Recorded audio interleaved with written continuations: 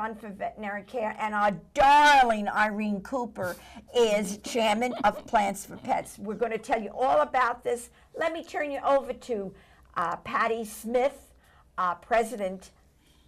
What is the Sampson Fund? As if we didn't know, but let the audience know. The Sampson Fund was started 28 years ago by Chris Donner, the veterinarian that founded Pleasant Bay Animal Hospital in East Harwich.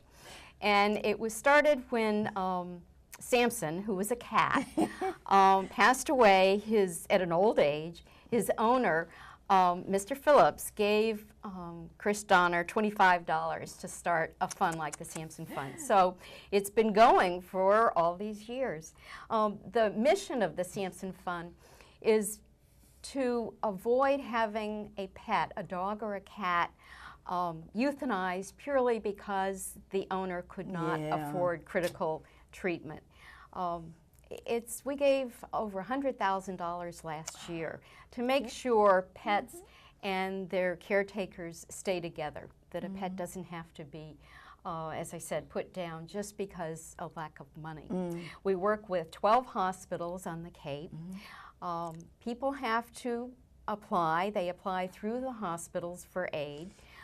They have to meet certain financial requirements, and they have to be Cape Cod residents. It's a Cape organization. We're all volunteer, and it's for Cape Cod residents and their pets. The way it works is the owner pays 20% of the veterinary bill. The veterinarian cuts their fee by 20%, and the Sampson Fund tries to pick up the balance, the rest of it. Fabulous. Each hospital has a certain amount of money that they can tap into each month. And as I said, last year we paid out over $100,000 and helped, I think it was 128 dogs and cats on the Cape. I did think it would be kind of interesting for your listeners to hear about some of the pets that we've helped. And I actually have their photos. And the first one we want to talk about is Cloverdale. And Cloverdale is a 3-year-old Golden Shepherd Chow mix. Just a beautiful, beautiful dog. And he's from Martha's Vineyard. And last year, Cloverdale chased after a truck. Had never done it before, chased after a truck, was hit and dragged, and broke one leg, front leg, mangled the second one, and had very, very serious, severe road burn. And so his veterinary bills were just huge. To repair the legs, but then also the burns, the bandages needed to be changed in a very sterile environment.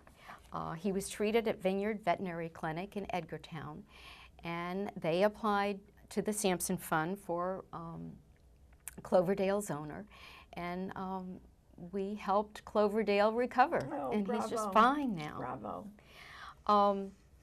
The next one was Barney. And Barney is an 8-year-old yellow lab from Wellfleet. And if some of your listeners remember, there was some poisoning of dogs in Wellfleet. They're not sure whether it was intentional or something was just left out, but a number of dogs were poisoned. And Barney showed all the symptoms of poisoning. He was lethargic. His owner had to carry him to CARE, what is now Cape Cod Veterinary Specialists in South Dennis. They gave him IV fluids to flush out any of the poison, and he's fully recovered. Oh, great. But it was a very, very scary time for its owner, and the Sampson Fund helped out with that treatment. The next one, we have a cat, Ashes, a 4-year-old beautiful cat who came to Oceanside Animal Hospital in Sandwich with a blockage. And this, I guess, is unusual in female cats. But the blockage was going to affect the cat's life, and eventually the cat would die. Its owner, a young man, he couldn't afford the treatment, which was costly. And so Oceanside suggested he apply to the Sampson Fund, and he did, and he was accepted. And a procedure was done to free the obstruction and Ashes is just fine, Oh, wonderful. which was nice. Oh, And Snoopy. Snoopy. Wow. Snoopy. Snoopy Oh. is a 9-year-old Pomeranian rescue. And Snoopy stopped eating, again, was very lethargic, and really his owner knew something was wrong. So he took him to Falmouth Animal Hospital, and they said he had an abscess and some major teeth problems, and that he would need to have surgery. So 8 teeth were removed. Oh my God. But he's a lot happier now, and he's eating, and his owner is just thrilled. But again, his owner couldn't afford the surgery. And so the Sampson Fund helped. The last one I want to talk about is Ralph. And Ralph is a gorgeous 2.5-year-old pit bull terrier. And he swallowed part of a rubber ball. And the rubber ball created a 3-inch gash in his intestine. Oh my God. Again, he showed, he wouldn't eat, wasn't himself. His owner knew something was wrong, and so we took him to CARE, which was CARE at the time, now Cape Cod Veterinary Specialists. And they had to do surgery to repair the wound, but they did, and Ralph went home just a happy camper. Wonderful, wonderful. So. Let's just real fast explain to folks, we all know CARE. What is the situation at CARE in South Dennis? Explain what's going on, please. CARE has changed hands. Now it's owned by Cape Cod Veterinary Specialists, who has been a Sampson Fund affiliated hospital for a number of years. And they will now be able to offer 24-hour critical veterinary care. And that's a great boost for this area. Otherwise, people were required to drive up to Buzzards Bay. Everybody, I think, would prefer to go to their regular veterinarian when something happens, but often that just isn't possible. Or if it's a really emergency care and the pet needs surgery right away. Things are the same as they were. The sign has changed, but everything else is the everything's same. I think eventually there will be more services offered there, so it will benefit the Cape. Getting back to what the Sampson Fund does, we're all volunteer, as I said, but we need to raise money to do the things that we do. And we've been very fortunate. We've received grants from 10 different organizations this year, foundations, mostly on the Cape, but some nationwide. And we've had a number of very nice donations throughout the year.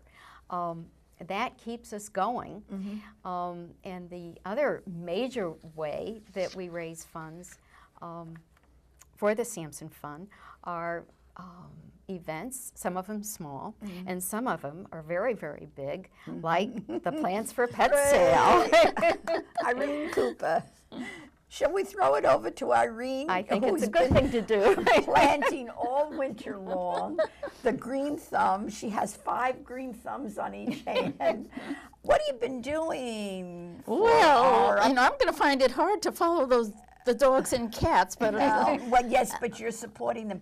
Let me, before we forget, May 17th. May 17th from 10 to 2 at CARE. Cape Cod Veterinary Specialists. We have, for the first time this year, a rain date of Sunday the 18th. Oh, wonderful. Wonderful. Just in case. Just in case. We've been lucky so far, but... What are you going to be offering? Okay. Those of you who have been to our Plants for Pets before, you'll be happy to know that your favorites will still be there. Tomatoes! We'll get to those. We're saving the best. Charlie Wilson, our tool doctor, will again be on site. He will be sharpening garden tools, hand garden tools, and kitchen knives and scissors. He can do any knife except for the serrated kind. It'll be on a donation basis, and he throughout the year has been collecting old tools. Yeah. And he's been sharpening them and Making them new. making them beautiful. Beautiful, yeah. And Tell us about the plants that you're going to be offering, though, because that is a big draw. Besides Charlie. well, wait, no, we have to. I'll get to the plants. Saving the best Saving for last. All right. Then we have a garden boutique. Oh, all right. And Nan Poor is our garden boutique coordinator. And she has collected wonderful things. You can see the white plant table down there. That is a genuine antique, which was, of course, in terrible shape, and Charlie painted it and fixed it up. Yeah. And then to the left of that, on the top is a solid brass antique sundial. It was owned by the donor's grandfather, so it's genuinely old. On a donated base for a bird bath. Yeah. Okay, and then for those of you who come hungry, That's me. we have our wonderful ladies doing hot dogs on Yeah, the they're grill. good. And we also have a goodie table where everything is home baked and delicious. Can we donate goodies for the table? Contact you? Contact Sure. me, and I'll give you the name of the woman who's in charge of that. Sure enough. And some of you have had a wonderful time just listening to the music. Tim Sweeney and the Fringe Band will Aren't they again great? Yeah, be they are. playing. Yeah. Bring your lawn chairs. Usually comes in around 11 and plays for about an hour. Yeah, He's hour and a half. fantastic. Yeah, wonderful. It's just a wonderful atmosphere. Okay, and now, what would a garden be without tomato plants? Okay, I've just brought in 2 samples. Which you've grown. Oh, from absolutely. seed. Yeah, from seed. Every That's tomato fantastic. plant has been grown in my basement from seed. We have 29 heirloom varieties Wow. and 19 hybrid varieties. Everything from the size of the end of my pinky up to a 2.5-pound ox heart. This year we're featuring a wonderful new hybrid. It's called Brandy Master. It has all the taste of a brandy wine and the disease resistance of a hybrid. And I couldn't bring in any perennials to show you because they're not ready yet, but I brought in some plants that are really unusual. This is a clivia or clivia. Has great big orange flowers, and that is a terracotta colored dahlia. Oh, wow. So we'll have lots of those. And now what's new? We will have a separate tent for veggie and herb plants. People have been asking for those.